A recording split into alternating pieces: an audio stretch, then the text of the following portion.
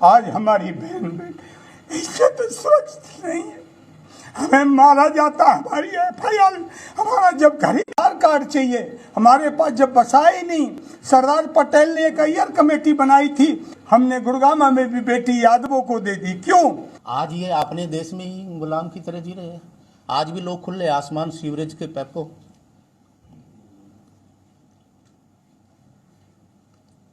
बताइए प्लीज बालकराम जी, बताइए आप अगर ऐसा सर जी, आज हम आज़ाद नहीं हैं, दुनिया आज़ादी का पर्व मनाए, हम शोक मनाते हैं।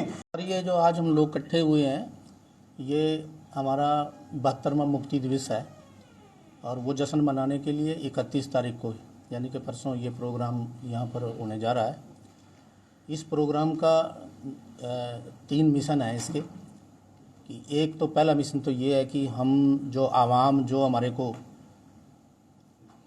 तिखी नज़र से देखते हैं लोग, हीन भावना से जो लोग देखते हैं, हम उन आवाम को, आम जनता को, देशवासियों को ये बताना चाहते हैं कि हम इस देश के गद्दार लोग नहीं हैं, गद्दार जातियां नहीं हैं। इन जातियों ने स्वेच्छा से स्वतंत्रता की उस लड़ाई में योगदान दिया। एक तो हम ये आम आवाम को बताना चाह रहे हैं। दूसरी है इसकी बात यह है कि हमारे जो लोग हैं वो अनपढ़ लोग हैं, उनको अपने इतिहास के बारे में ज्ञान ही नहीं है। शिक्षा के अंदर आज भी वो छूटे हैं जी, बिल्कुल एक एकदम से 95% लोग जो हैं वो शिक्षित नहीं हैं, इन जातियों के लोग। उन लोगों को भी हम ये जगाना चाह रहे हैं इस प्रोग्राम के मार्फत, ताकि उनको इतिहास का पता लगे। और तीसरी बात यह है कि इस प्रोग्राम के, इस आज़ादी दिवस के साथ हम सरकार को भी जताना चाह रहे हैं कि 72 साल 77 साल हो गए, अब इन लोगों की भी कुछ खबर ली जाए। इन लोगों के जो आज देश में, ये भी इस देश के निवासी हैं, जो आज भी खुले आसमान, सीवरेज के पैपों, पुलों के नीचे, हर चीज़ से ये लोग वंचित हैं। तो सरकार पे भी ये बात रख रहे हैं। तो ये हमारा मनाने का ये 31 अगस्त का ये उद्देश्य है सर। आपने बनाना क्यों शुरू किया, क्या रीज़न था मनाने का? 1952 में आपने शुरू किया। हाँ, बहुत अच्छी बात करी सर आप लोगों ने।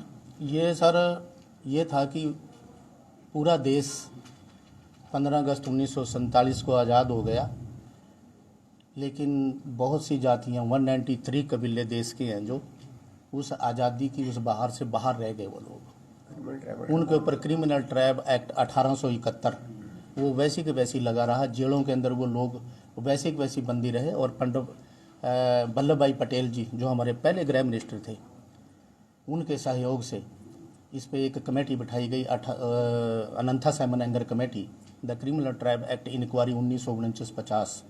और उसने फिर 31 अगस्त, ये जो 31 अगस्त का जो पर्व मनाने जा रहे हैं, इस 31 अगस्त को आज़ाद किया गया, मुक्त कर दिया गया। जो लोग उसमें नोटिफाइड थे उनको डी नोटिफाइड कर दिया गया कि आज के बाद आप लोग भी खुले आसमान में, आप लोग भी खुली हवा के अंदर जी सकते हैं, आप भी कहीं भी आ जा सकते हैं। इनको आने जाने की इजाज़त भी नहीं थी।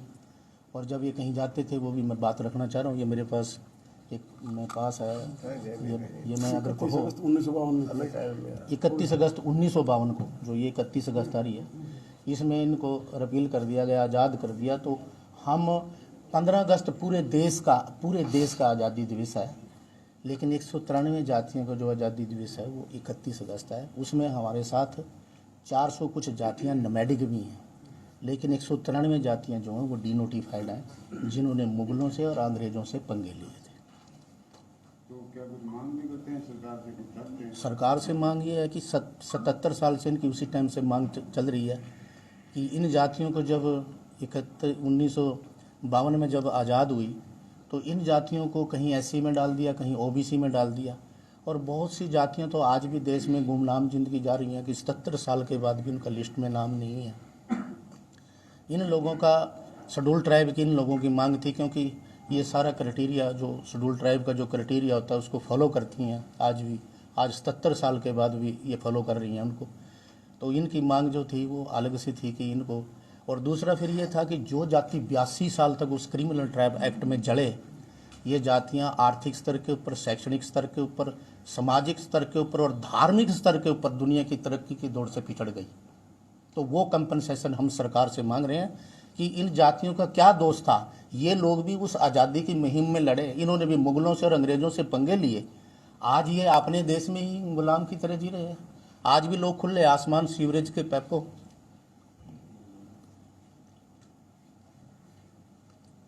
बताइए प्लीज बालकराम जी, बताइए आप अगर ऐसा सर जी कि अंग्रेजों ने इन जातियों के ऊपर 1871 में एक क्रिमिनल ट्रैप एक्ट लगाया था, जिसको कहते थे जन्मजात अपराधी कानून। उस कानून के अंतर्गत क्या होता था कि कोई भी इन जातियों का 193 कबीले, जिसमें बरड़, बंगाली, नट, गदिल्ला, बौरिया, सांसी, बेटकुट, सिंगी, काटसिंगी वगैरह, हिरिया वगैरह सभी तो इन जातियाँ थी। तो इन लोगों के ऊपर क्या था, अंग्रेजों ने सोचा कि भाई अगर इन लोगों के ऊपर किसी प्रकार का अंकुश ना लगाया गया तो ये इकट्ठे होकर के गुरिल्ला युद्ध लड़ते हैं, ये हमारे को तंग करेंगे। और जो भारत सरकार के जो हमारे साथ लड़ाई उनके साथ मिल जाएंगे ये। तो इनके ऊपर ऐसा क्रिमिनल ट्राइब एक्ट लगा दिया कि ये एक जगह से दूसरी जगह नहीं जा सकते थे, इकट्ठे नहीं हो सकते थे। अगर इनके लिए कहीं भी कोई जाता था तो एक पास बना हुआ था, जिसको ये पास दिखाएंगे हम आपको। उस पास के अंतर्गत जाकर के उनको जाना पड़ता था, नंबरदार को बताना पड़ता था, पुलिस में जाना पड़ता था, फिर वही प्रक्रिया वापस होती थी। तो इस प्रकार से चलता रहा। जब भारत देश 1947 को देश आज़ाद हो गया तो इन लोगों का जो वो क्रिमिनल ट्राइब एक्ट था वो नहीं हटाया गया था। तो इसका मतलब क्या था, आज़ाद भारत में ये लोग तो ऐसे गुलाम रहे। तो उन्होंने जब देखा, सरदार वल्लभ भाई पटेल जी वारदा जेल गए गुजरात में, और उन्होंने देखा कि कुछ लोग जेलों में अभी पड़े हुए हैं। उन्होंने कहा कि भाई हमने तो सारे हिंदुस्तान के आज़ाद कर दिया, आप क्यों पड़े हुए? तो उन्होंने किसी ने बताया कि ये तो वो लोग हैं जिनके ऊपर अंग्रेजों ने क्रिमिनल ट्राइब एक्ट लगाया हुआ था, और ये तो देशभक्त है, देश इसके ये क्रिमिनल नहीं है, ये तो बल्कि अंग्रेजों ने इनको तो क्रिमिनल बना दिया गया है, जबकि ये तो देशभक्त है। तो उस वक्त होम मिनिस्टर थे, उन्होंने कमेटी बनाई, साइमन अंथा अंगर कमेटी।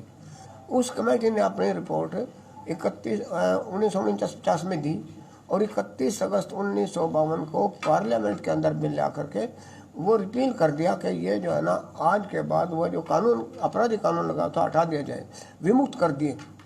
उसी दिन से विमुक्त जातियों का नाम इनको दिया गया। फिर उसके बाद 1953 में एक और कमेटी बनी, उसका नाम था, दिमाग में से निकल गया, कई कमीशन बने, तो नई बात बनी। उसके बाद ऐसा हुआ सर कि हमने लड़ाई लड़ते रहे कि हमें शेड्यूल ट्राइब घोषित करो करो करो। 2006 में एक कमीशन बनाया जिसका नाम था बाल कृष्ण रैंके कमीशन। वो रैंके कमीशन बनाया विमुक्त और घुमंतुर जनजातियों के लिए। उन्होंने सारे भारत का दौरा किया, हमने भी उनके साथ काम किया। उसने अपनी रिपोर्ट 2008 में सौंप दी सरकार को।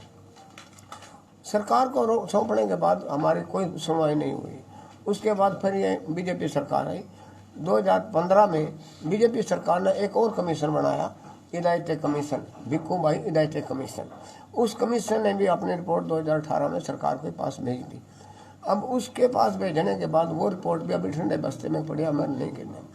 सर जी, हम 31 अगस्त का दिन अपना मुक्ति दिवस के रूप में मनाते हैं, क्योंकि हम आज़ाद भारत में भी 15 दिन, 5 साल और 16 दिन बिल्कुल गुलाम रहे। उस दिन को हम आज़ादी दिवस का लो या मुक्ति दिवस का लो मनाते हैं। इसके अंदर जितनी भी जातियाँ हैं, मैं आपका बहुत बहुत धन्यवाद करता हूँ। आप लोगों ने हमारी बात को सुना और आप जो है ना 31 तारीख को सहर्ष आएँ, हमारे को देखेंगे। जो बहुत ही डाउन ट्रॉडन से लोग हैं, बिल्कुल जिनके पास बिल्कुल गरीबी है, वो आपको यहाँ दिखाएंगे। और सरकार से हम मांग कर रहे हैं, जैसा सरकार दोहराती है कि हम इनको भी आवासीय योजनाएं बनाएंगे, ये बनाएंगे, वो बनाएंगे, कागजात तक है सीमित, हो कुछ नहीं रहा है। हम सरकार से मांग करें इनके एजुकेशन के लिए, इनके आर्थिक सहायता के लिए, इनके सामाजिक सहायता के लिए, इनका कहीं ना कहीं राजनीतिक भी कोई आदमी आगे आने, ताकि अपनी आवाज़ को सरकार में जा करके उठा करके इनका काम करे। ये तो बोर्ड बनाया, बोर्ड से कुछ समस्या हल सर जी, बोर्ड वाली बात जहाँ तक संबंध है, बोर्ड बनाया, बोर्ड ना उसके पास, बोर्ड के पास कोई अधिकार है, ना उसके पास कोई कार्य करने की विधि है, ना सरकार उनकी कोई बात मान रही है। नाम का बोर्ड बनाया, जब दिखाने के लिए कि हमने बोर्ड विमुक्त घुमंतु जातियों का बोर्ड बनाया, उसके अंदर कोई कौम नहीं है, बजट का प्रोविजन भी नहीं है। कोई बजट कुछ नहीं। बजट प्रोविजन नहीं होगा तो सर फिर कैसे विकास होगा जाति में सर? आप अपना नाम बताओ, पहले नाम क्या आपका? मैं रोशनलाल महला हूँ, स्टेट अध्यक्ष हूँ, चेयरमैन हरियाणा, और एडवोकेट भी आपका हूँ। परिचय भी दे दो, जी। तो सबका परिचय भी, सबका इंट्रोडक्शन। ये अपने मास्टर जी हैं, हेड मास्टर रहे हैं जिले सिंह जी, गांव बस्ताड़ा से बिलोंग करते हैं, और 47 ईयर से कंटिन्यूस सर्विस दे रहे हैं इसी कास्ट के बेस पे। बालाग्राम जी हैं, कलसी गांव से हैं, और ऑल इंडिया के जनरल सेक्रेटरी हैं हमारे संघ के। जी, मैं रोशनलाल महला हूँ, पानीपत डिस्ट्रिक्ट से बिलोंग करता हूँ, एडवोकेट भी हूँ, रिटायर्ड सुपरिटेंडिंग इंजीनियर हूँ, और हरियाणा स्टेट का प्रेसिडेंट हूँ। ये अहेरिया जी हैं, ज्वाइंट सेक्रेटरी हमारे स्टेट के। पूरा नाम क्या है? श्रवण कुमार है। श्रवण कुमार एहेरिया, दुमसी गांव से हैं, डिस्ट्रिक्ट के करनाल से। प्रोफेसर साहब को जानते ही होंगे। आप बता रहे सब बताया। मैक्सिमम चीज़ें उन्होंने बताई दी हैं। देखो 1871 में क्रिमिनल ट्राइब एक्ट लगा था, उसके बाद से ही सब लोगों को अंदर बंद कर दिया था। कुछ बाहर जंगलों में चले गए थे। पोजीशन लोगों की ये थी, बच्चों की कोई पढ़ नहीं पाता था, पिछड़ते गए। और जब देश 47 में आज़ाद हुआ, 15 अगस्त 1947 में, तो इनको आज़ादी नहीं मिली। इनको आज़ादी तब मिलती जब क्रिमिनल ट्राइब एक्ट लगाया हुआ था इनके ऊपर, वो सरकार ने नहीं हटाया था। तो 5 साल के बाद, 5 साल और 16 दिन के बाद आज़ादी मिली। वो भी तब मिली जब हमारे पहले होम मिनिस्टर जो थे वो जेलों में गए, गुजरात में जेल में मुआयना करने के लिए वो गए थे। तब उन्होंने जाके वहाँ देखा कि भाई ऐसे ऐसे लोग पड़े हुए हैं, भाई हमसे सारे जो भी लोग जिन्होंने पार्टिसिपेट किया था आज़ादी में, वो तो सब हमने रिलीज़ कर दिए, सब फ्री हो गए हैं। ये लोग किस जुर्म में पड़े हुए हैं? तब उनको पता लगा कि इनके ऊपर तो एक और ही एक्ट लगा हुआ है जिसकी सुध सरकार ने ली नहीं है बिल्कुल भी। 5 साल 16 दिन सरकार चलती रही, उसके बाद कमीशन बैठाने इन्होंने स्टार्ट किए। उसके बाद 31 अगस्त 1952 में इनको मुक्त किया, और वो भी आधे अधूरे मन से किया। इनको ये उस टाइम जांच करनी चाहिए थी कि कौन कौन से एक्ट लगे हुए हैं। एक तो इन्होंने देख लिया, बाकी के और भी है। एक हैबिचुअल ऑफेंडर एक्ट है। अब सरकार ने लगभग सारे एक्ट जो हैं, जो काम में नहीं आ रहे थे, वो सबको हटाया लगभग। लेकिन अभी भी इतने सालों के बाद भी, 77 साल के बाद भी उसकी तरफ ध्यान नहीं गया। आदतन अपराधी एक्ट है वो, कि बच्चा जो भी पैदा होगा वो भी अपराधी पैदा होगा। अच्छा। हाँ, जबकि आप ये देखो 193 कबीले हमारे यहाँ पे 47 के करीब हरियाणा में, उनमें से कितने लोग डकैती डालते हैं।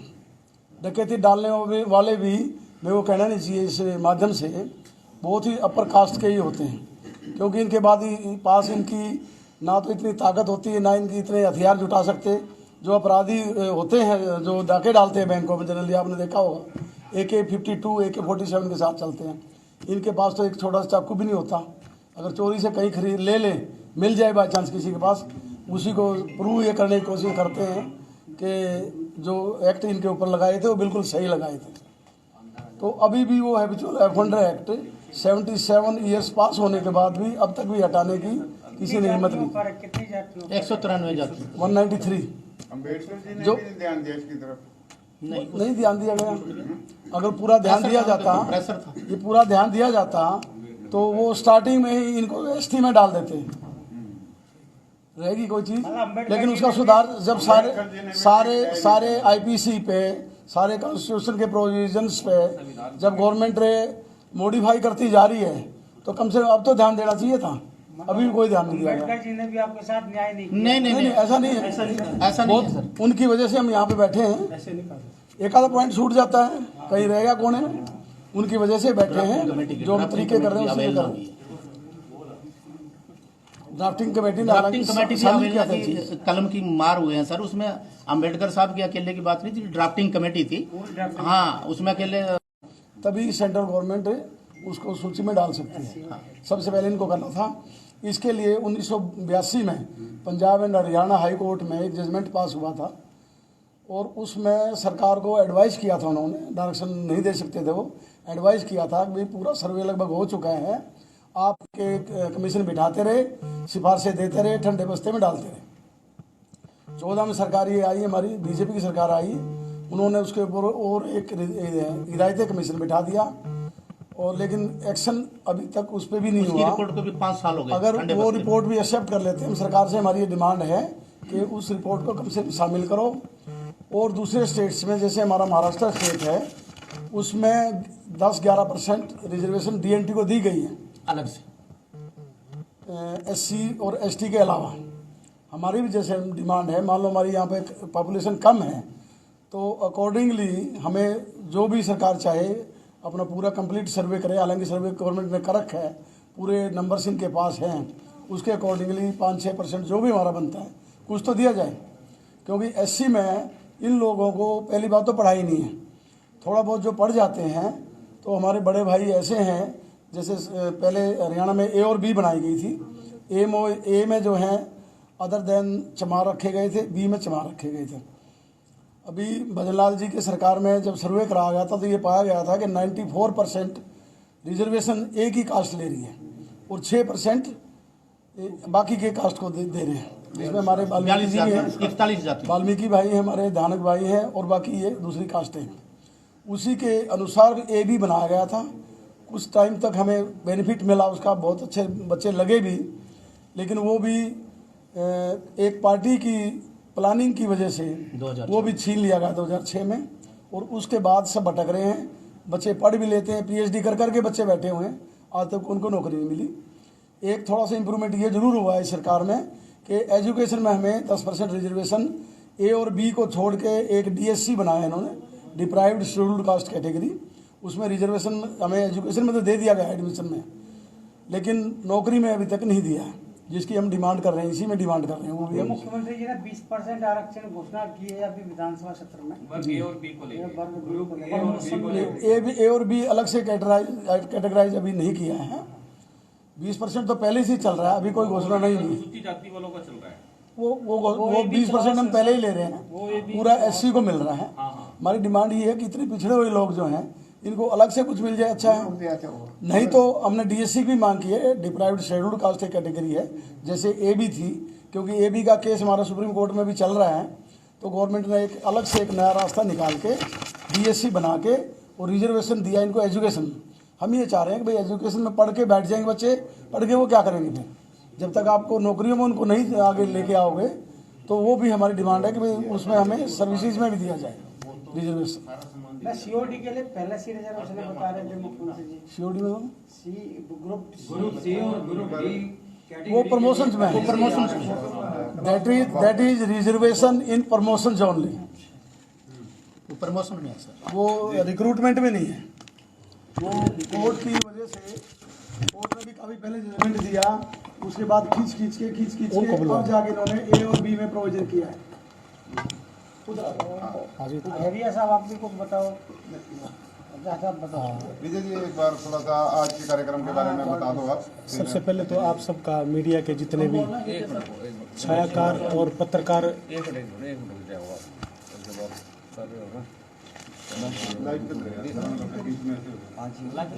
जितने भी छायाकार और पत्रकार बंधु आज इस कार्यक्रम की प्रेस कॉन्फ्रेंस में पहुंचे, सभी का हार्दिक स्वागत है। आज प्रेस कॉन्फ्रेंस का जो उद्देश्य है वो विमुक्त घुमंतु जनजातियों का 31वां मुक्ति दिवस जो 31 अगस्त को इसी डॉक्टर मंगल सेन सभागार में आयोजित किया जाएगा, उसी के संदर्भ में ये प्रेस कॉन्फ्रेंस रखी गई है, जिसका आयोजन 31 तारीख को वीरवार को यहाँ पे किया जा रहा है। इसमें विमुक्त घुमंतु जातियाँ जो हैं वो सब इसमें भाग लेंगी देश के अलग अलग कोनों से, और उनको आज भी उनकी बहुत सारी समस्याएं हैं कि किस प्रकार से आज भी वो स्वयं को समाज की मुख्यधारा में नहीं। बेस्ट कौन कौन है इसमें? इसमें सरकार के बहुत सारे केंद्रीय मंत्री, 2-3 केंद्रीय मंत्री, और इसमें जैसे कि इस कंप्लेंट में आप देख सकते हैं माननीय श्री विपल देव जी जो पूर्व मुख्यमंत्री त्रिपुरा के और प्रभारी हैं हरियाणा के, अति विशिष्ट अतिथि माननीय श्री SP सिंह बघेल केंद्रीय स्वास्थ्य राज्य मंत्री है, माननीय श्री रामचंद्र जांगड़ा जी जो माननीय सांसद है राज्यसभा के, हमारे स्थानीय सांसद माननीय श्री संजय भाटिया जी जो लोकसभा करनाल से हैं, और माननीय श्री कृष्णलाल पवार जी जो राज्यसभा के सदस्य हैं। इसके बाद रामकरण काला जी जो विधायक है शाहबाद से, लक्ष्मण दास नाप्पा जी विधायक रतिया से, हरविंद्र कल्याण जी माननीय विधायक घरोंडा से, श्री राम कुमार कश्यप जी माननीय विधायक इंद्री से, धर्मपाल गोंदर जी माननीय विधायक नीलोखेड़ी से, श्री प्रमोद विज जी माननीय विधायक पानीपत शहरी क्षेत्र से, श्री महिपाल डांडा जी माननीय विधायक ग्रामीण पानीपत क्षेत्र से, डॉक्टर बलवान सिंह जी जो चेयरमैन हैं विमुक्त घुमंतू जनजातीय विकास बोर्ड हरियाणा के, और श्रीमती रेणु बाला गुप्ता जो हमारे स्थानीय करनाल की मेयर है। ये सभी और इसके अलावा जितने भी विमुक्त घुमंतू जातियों के प्रतिनिधि, इस संगठन से जुड़े हुए लोग और सम्मानित पूरे राष्ट्रीय क्षेत्र से वो लोग आके इसमें अपना जो है कार्यक्रम में भाग लेंगे। और वर्षों से जो उनकी लंबित मांगे हैं जो समाज की मुख्य धारा से आज भी उनको नहीं जोड़ती, वो लोग आज भी देखोगे तो आप शहरों में कभी नदी नालों या छपरों में कहीं ऐसे खुले स्थानों में आज भी रह रहे हैं, और उनके विकास की गति को आज तक भी पूरी तरह से विकसित नहीं किया गया। ये सारी डिमांड जो है वो रखी जाएंगी। इसके साथ ही डिप्राइव्ड शेड्यूल कास्ट, जो deprived schedule caste reservation Haryana सरकार ने 2020 में वर्तमान सरकार ने एजुकेशन में जो दिया था उसको नौकरियों में भी लागू करने की इस मांग को मुख्य रूप से भी यहाँ पर रखा जाएगा। यही इस प्रेस कॉन्फ्रेंस का उद्देश्य है। आप लोगों से गुजारिश है कि ज़्यादा से ज़्यादा लोग आपके माध्यम से यह सूचना लोगों तक जाए और लोग इसका हिस्सा बने और ये करें।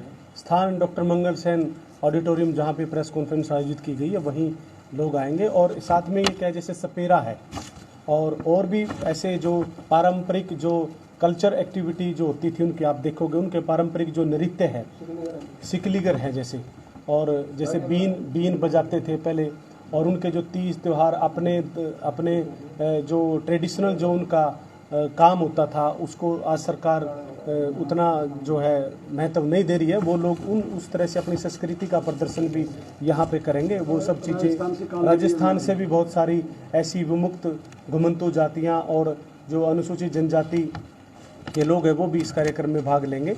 और उनके जो पारंपरिक और ट्रेडिशनल जो कार्य होते थे, जैसे कुछ लोग अपने अपने तरीके से अपने नृत्य त्यौहार मनाते थे, उनका प्रदर्शन भी सांस्कृतिक रूप से यहाँ पर किया जाएगा। और आपको वो चीज़ें जो लुप्त हो चुकी है आजकल वो भी देखने को मिलेगी। और साथ ही वो स्वयं किस प्रकार से आज इस देश के 75 सालों के स्वतंत्रता के बाद भी आज किस प्रकार से अभाव में जी रहे हैं, वो सारी बातें आप यहाँ देखने मिलेंगी। तो सरकार से गुजारिश है इस प्रेस कॉन्फ्रेंस के माध्यम से कि इनकी तरफ जो है ना ध्यान दिया जाए। उनके जो पदाधिकारी बैठे हुए हैं इन्होंने सभी ने प्रेस कॉन्फ्रेंस को आयोजित किया है।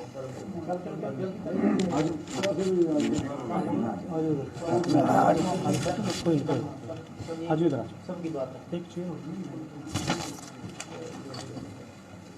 आराम से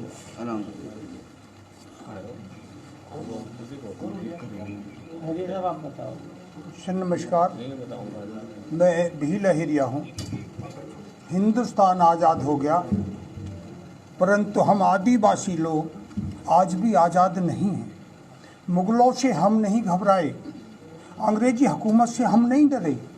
जब हिंदुस्तान आज़ाद हुआ, जवाहरलाल नेहरू की सरकार में हम घर से बेघर हो गए। हमने धर्म बदला, जात बदली, उसके बाद आज की रखवाली कर रहे हैं। जो कचरी ला के शहर में बेचते हैं, बथुआ तोड़ के शहर बेर झाड़ी बेर बेच के हम अपना गुजारा करते हैं, वही डोली के संग और वही छंडा होते हैं।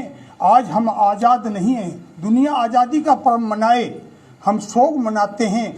जिस देश के लिए हमारे आदिवासी लोगों ने, हिंदू बेटियों के लिए अगर हम थी, हमने धर्म भी बदला और जात बदली। और आज इस हिंदुस्तान में मेरे बाप की 20 साल की सज़ा हुई। मैं यूपी का हूँ। मेरा बाप का नाम लच्छो डकैत था। मेरे दादाजी को फांसी हुई थी कुल। हमें दलील अपील करने की इजाज़त नहीं थी। हम यूपी से भाग के हरियाणा में बसे। मेरे हरियाणा में भी मेरे ऊपर 2 दफ़े गुंडा एक्ट 10 नंबरी बनाया गया। मैं सरकार से मांग करता हूँ, हम लुटेरे थे, अंग्रेज करते थे, उसे हम खाए नहीं करते। अंग्रेजों के कैंपों को तबाह करते थे, उससे हम धन को खाए नहीं, हम हथगोले बना के अपने हिंदुस्तान के लिए मरे और जिए। आज हमारी बहन बेटी इज्जत सुरक्षित नहीं है, हमें मारा जाता, हमारी FIR, हमारा जब घड़ीदार कार्ड चाहिए हमारे पास जब बसा ही नहीं। सरदार पटेल ने एक अय्यर कमेटी बनाई थी और ये कहा कि ना आदिवासियों को ST का कोटा दिया जाए। ये उस अय्यर कमेटी में साफ लिखा हुआ है सरदार पटेल ने। हम कहते हैं सरकार से कि सरकार के पास वो अय्यर कमेटी है, जैसे ये बदमाशों की जांच कर रहे हैं उस जांच हमारे आदिवासियों को करी जाए। लूटा हुआ धन है तो है कहाँ। नंबर 2, अय्यर कमेटी में क्या लिखा हुआ है उसकी जांच की जाए। काका कालेकर बनाया था बालकृष्ण रेणके के साथ। हम तो जांच की बात कर रहे हैं, कोटा। हम भिखारी नहीं है, हम डकैत थे, पर हम देश के लिए काम करते थे। लूटा हुआ धन देश को बचाने में, हिंदुओं को बचाने में, हिंदुस्तान को बचाने में और हिंदुस्तान की नौकरी की फरी ये बेच के शहर में हमारी माता बहन गुजारा करती हैं और हमें बुरी नज़र से हमारी बहन बेटियों को। आज हरियाणा के अंदर हमने जमानत तो शनाख्त के लिए हमने गुड़गामा में भी बेटी यादवों को दे दी। क्यों? कि हम चोर डकैतों की, क्योंकि इतिहास तो भाई ये देश के गद्दार थे। जिस टाइम ये शपथ ली गई थी, हिंदुस्तान आजाद हुआ, वहां कौन था राष्ट्रपति? जब शपथ ली गई थी राष्ट्रपति नहीं था कोई, ये गुंडों का एक गैंग था। जो गैंग वो हिंदुस्तान में आज भी हम अपने मौलिक अधिकारों के लिए, देखो हमारे ये लीडर लोग बैठे हैं, इन्होंने हमें जगाया है। तो मैं तो सरकार से एक ही बात कहूँगा कि हमारी आवाज़ को टीवी चैनलों पे मन दिखाओ, कुछ काम भी करो। आदिवासियों की आवाज़ तो हमारे मोदी जी उठाते हैं, पर आदिवासियों के लिए ये कौन काम करेगा? कोई अमेरिका आएगा, रूस आएगा, पाकिस्तान, कौन सा देश आएगा जो भारी बहुमत से? अगर आज हम पढ़े लिखे होते तो हमारे MP होते, MLA होते। हमारा कुछ भी नहीं है, घर से बेघर है। जय हिंद, जय मेरा भारत, नमस्कार। हाँ, बालकृष्ण जी।